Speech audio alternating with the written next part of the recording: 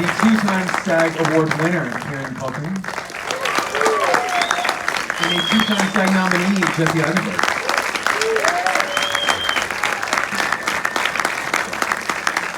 Thank you so much for coming here. I think it's gonna get brighter. I think it is. But if not, this works. Jesse, the first question, what was your inspiration for this film? Where did it come from? What made you want to make it? Oh, thank you so much. And again, thank you so much for being here. It's quite a treat to get to speak to you. Yeah, this movie came from like 10,000 different strands. And a lot of the movie is autobiographical, but in ways that are kind of interesting, but not that relevant to the emotion of the movie. But like the house that we filmed at the end, that the boys get to this house is my family's house up until 1939, and the child is my child, and a lot of it is autobiographical. But the stuff that for me is really personal and kind of like exposing, if I had to use the word exposing, would be just like all of the feelings that I have towards this character, towards Kieran, because it's just feelings I've been harboring for, 40 years of being a person and being around people like this who are both magnetic, dynamic, charming, but also kind of intimidating, antagonistic, and at the same time, like hurting.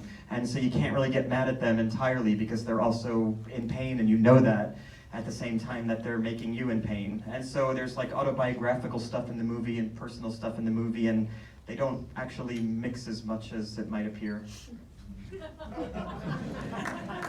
So basically, don't take everything to be your life that people might see. Yeah, just the good stuff. I mean, when I went to Poland, the Polish prop people were like, "Can we see the antidepressants you take?" And I was like, "Oh yeah, sure. Why?" And they're like, "Well, we have to get sugar pills to make it look like you're antidepressant." And so it's like, so there was like stuff that was so real that they had to like recreate in sugar form.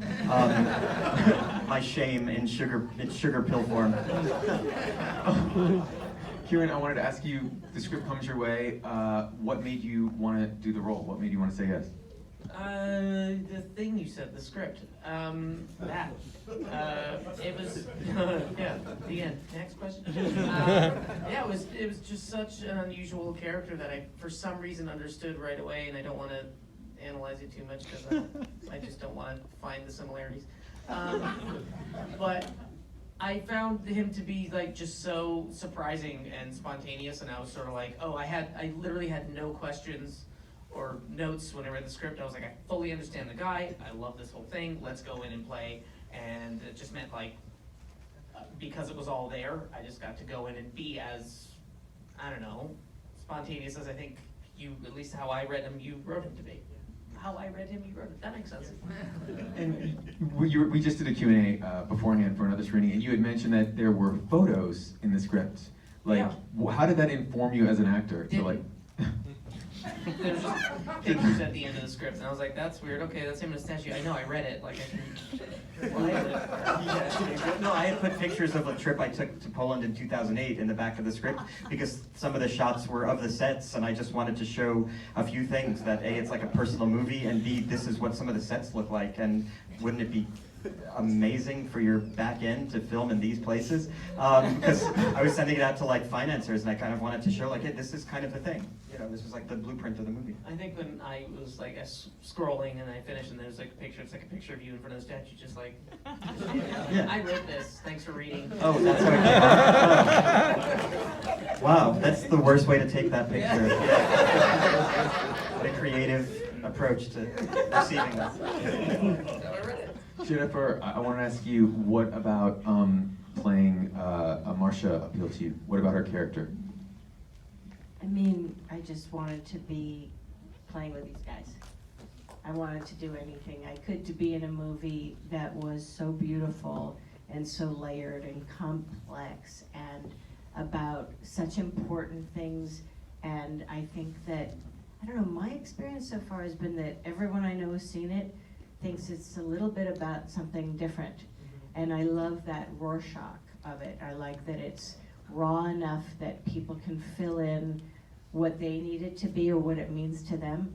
And I think it's about so much humanity and connection and love and loneliness and lack of connection and searching for meaning and personal pain against the backdrop of historic, horrific atrocities, and that both can be true, and to hold those realities. I mean, it's a dream to be in a movie that I can watch the last minute and start crying.